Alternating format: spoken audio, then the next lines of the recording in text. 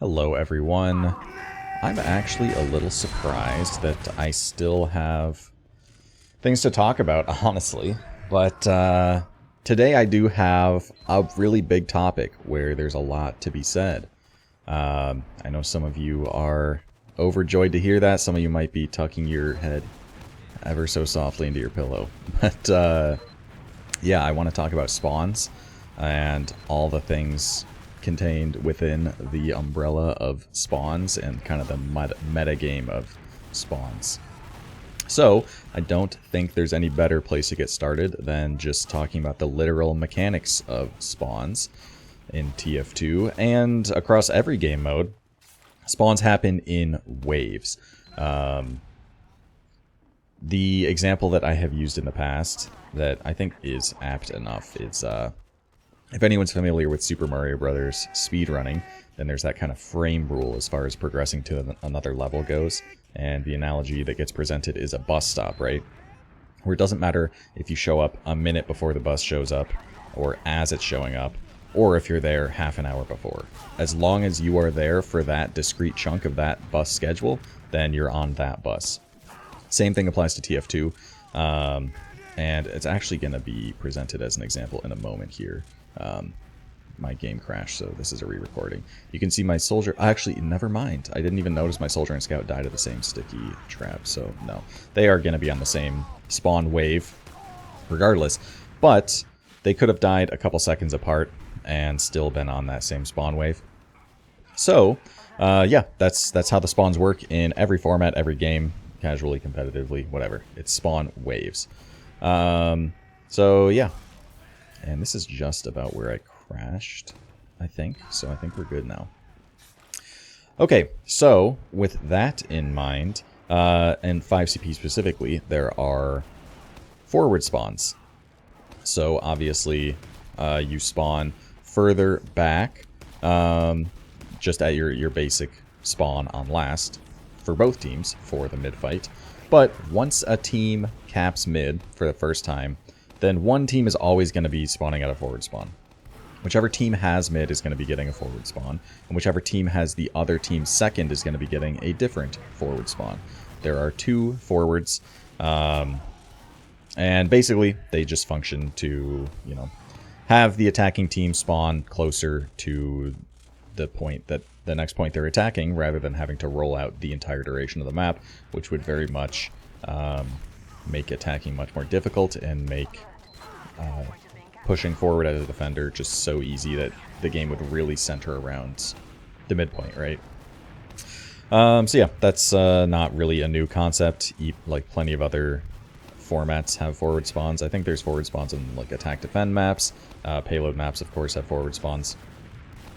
However, something to note in TF2 is that unlike on some maps, specifically some payload maps, I don't know any specific, like the actual names of them or the specific ones off the top of my head, but you'll notice oftentimes on a map, if you are in the spawn when your quote-unquote forward spawn, because I suppose a good way to think of it is the defenders have a forward spawn that then gets pushed further back and back as the attackers push further forward.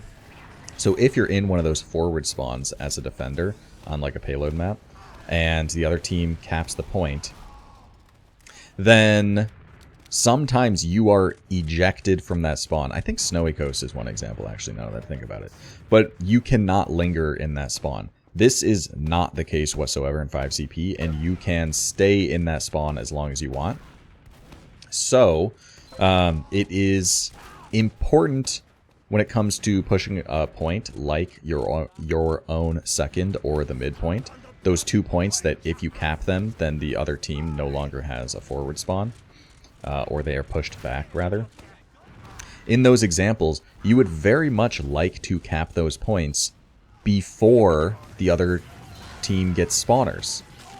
Because if they get spawners, those spawners can be in the forward spawn, which presents a problem, which I will talk about in a moment. But that is what denying spawns means. And some teams will choose to either keep going forward because the recent kills they got on the other team were fresh enough or happened recently enough that it doesn't really... they're going to get denied anyway. Or teams might stack the point and put as many resources to capping that point as quickly as possible as they can in order to deny players. Because typically, if you're able to deny players from spawning, like if you deny 2, maybe even 3 players, then the next point might just be free, because you're usually fast enough as a team to get through to establish positioning before those players can get there.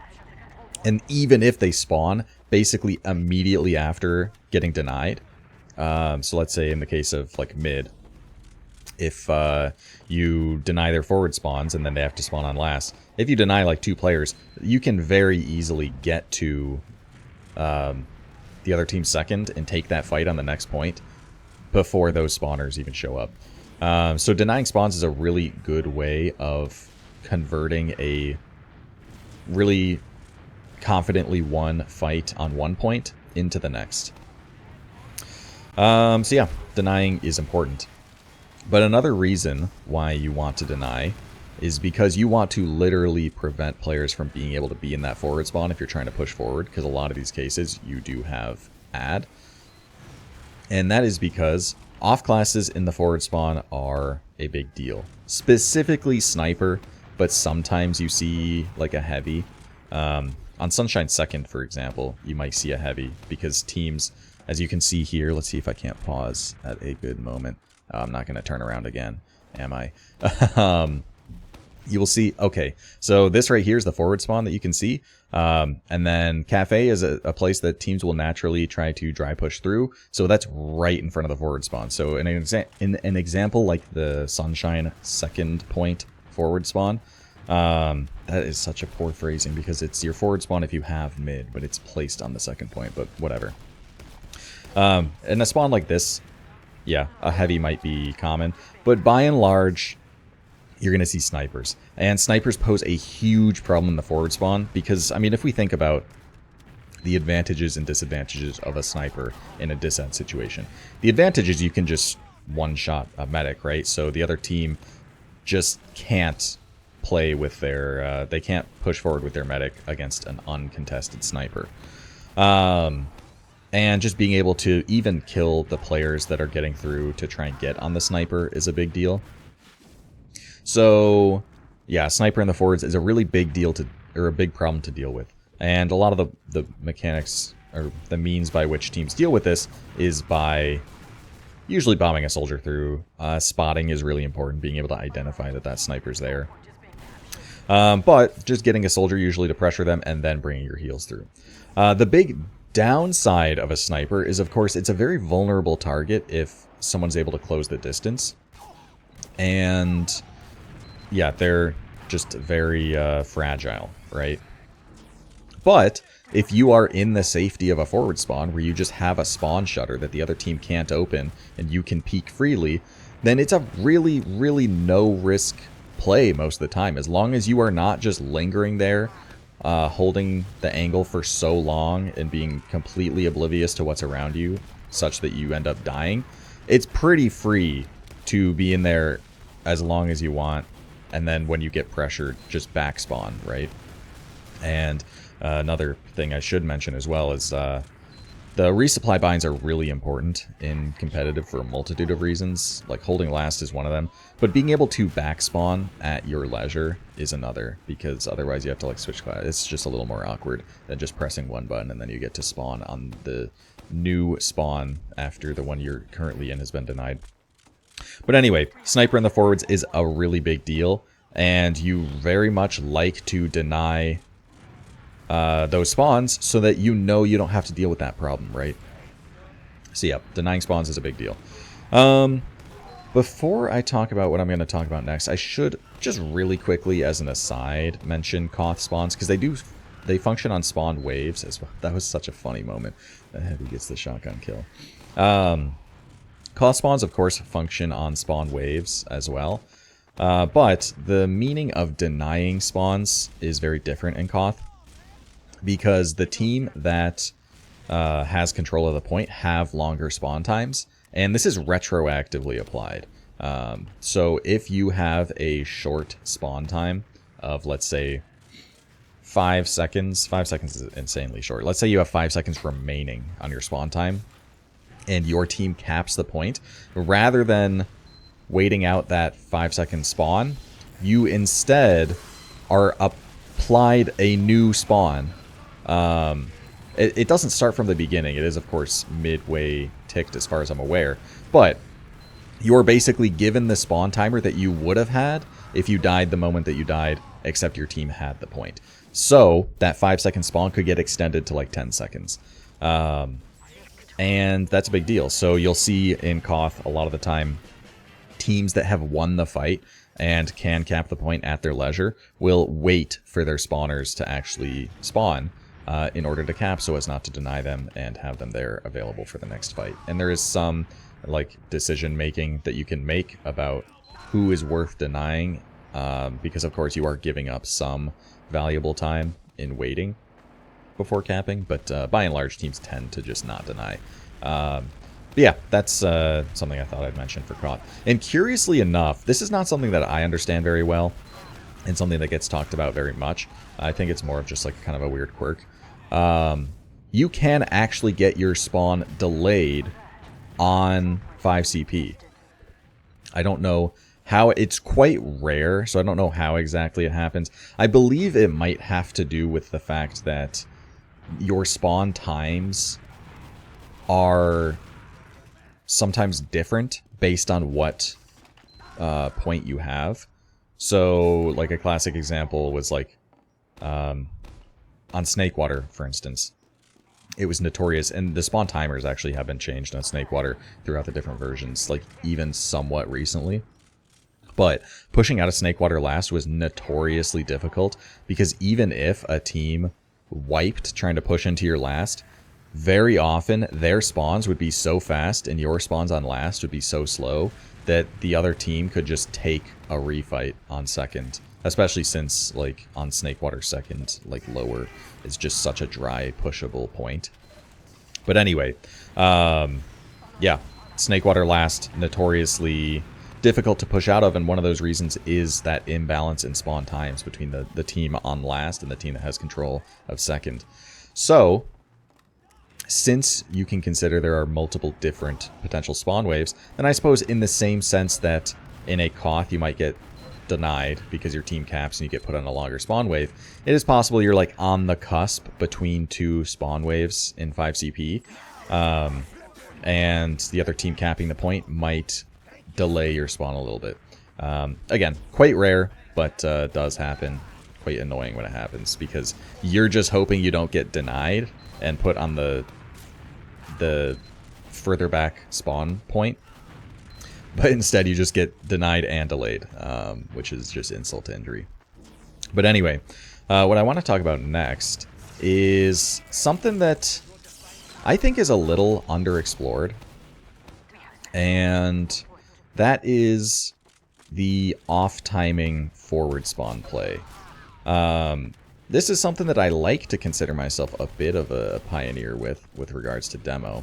But generally the way that forwards work out and players in forward spawns work out is that when you're trying to deny forward spawns, obviously you are paying attention to your match HUD and trying to see, obviously, you know, if they spawn before you cap or not. And you really only consider that first, or that spawn wave that's closest to being denied, right? So in some cases, maybe if like 3 players died very close together and one of them just got one wave sooner, then you might consider that that player is sniping in the forwards or something. But if you only got like 2 kills recently and you deny both, you're going to assume that no one is in the forwards. And if someone's playing a bit of a long con, then that play could be much more successful because it is not expected, right? This is something I'm a fan of on demo sometimes. There are obviously some positives and drawbacks. The positives we had already talked about. It's just a less expected forward spawn play, so a lot of teams might be a bit out of position. And again, similar to the case of Sniper, when you're peeking a forward spawn or something, you can just backspawn and be totally fine. So, oh, we actually see the heavy and the forwards here. I don't know how much of a long con that was. I don't know if you expected people in the forwards there or not, but actually, good example of when that forward spawn player can... and the reason that it went to the kill cam went to the scout on last is because that player immediately switched off and backspawned to take the fight as soon as possible on their class. So, right, the long con in the forward spawn, and when I say long con, I don't mean like sit in there for like minutes on end, like that's ridiculous. But for at least like a couple spawn waves, just so that you don't really have that much else you could have been doing to help, but you also are kind of avoiding that detection of when spawns get denied. It's a really nice as well when you're in the forwards waiting and your teammates get denied, because then the other team is very much in the kind of mode of there's nothing in the forwards. And again, they're not going to expect that. So kind of that surprise factor is what makes it so effective. However, there are obvious downsides, especially on a class like Demo, which is the fact that you just are baiting the fight completely. This is not so relevant if you are, for example, a flank scout. Of course, it's very important that your team knows that you're not spotting the door you're supposed to be spotting, which is important. So your team's not just caught to an Uber. However,